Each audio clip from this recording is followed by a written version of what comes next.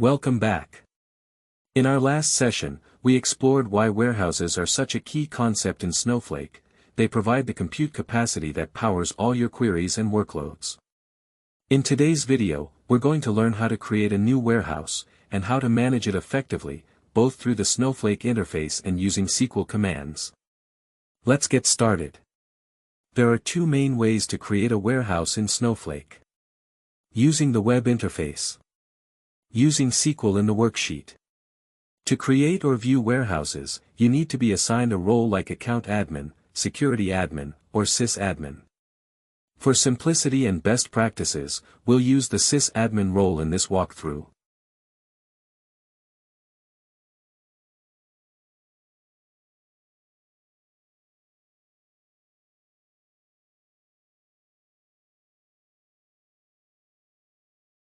Let's create a warehouse by means of interface. Navigate to Warehouses, which is under Admin in left side pane. To create a new warehouse, click on the plus warehouse button. Let's name it demo_warehouse. You can optionally add a description to keep things organized, especially helpful in teams. For size, let's keep it at the default for now, since we're not running any heavy queries. This helps keep costs down. One of the most useful features is auto suspend. This automatically pauses your warehouse after a period of inactivity, let's say, 5 minutes.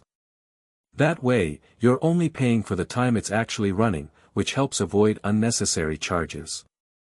And to make it even smoother, enable auto resume. This way, the warehouse starts back up automatically the moment a new query is triggered, no manual steps needed. This is especially helpful if the warehouse is tied to scheduled reports or dashboards running in the background. In larger teams or high-load environments, you might want to use a multi-cluster warehouse. This allows Snowflake to scale up or down automatically based on demand. For example, you can set the minimum cluster count to 1, and the maximum to 3. During peak hours, Snowflake will spin up additional clusters to handle the load, and scale back down when things quiet down. Choose a scaling policy that fits your need. Here, Standard prioritizes performance, and clusters spin up quickly.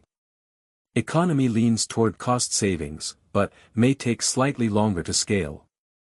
For this demo, we'll stick with Standard. There's also an option for Query Acceleration, designed for specific types of heavy queries. It can significantly boost performance, but also comes with additional costs. Since we're working with basic queries here, we'll leave it off. You'll notice two types of warehouses. Standard, which is what we'll use in most cases. Snowpark Optimized, which offers larger memory and cache, ideal for machine learning workloads or heavy data transformations. Again, for our use case, Standard is the right choice. Now that everything's set, go ahead and click Create. Boom! Demo_warehouse is now live. You'll see that it's owned by the current role. Started by default. Using just one cluster. With no running or queued queries, ready for action. To use the warehouse in your SQL worksheet. Open your worksheet, for example, Worksheet Demo. In the top right, select the new warehouse from the drop-down. If you don't see it listed, make sure the current role has the proper permissions. If needed, switch to a role like Account Admin, and try again. Next, we'll see how to create and manage warehouses using SQL commands, a great option for automation or scripting. Stay tuned, we'll dive into that in the next part. That's it for this walkthrough. You now know how to create a warehouse in Snowflake, set up auto-scaling, and optimize for both performance and cost, using the interface.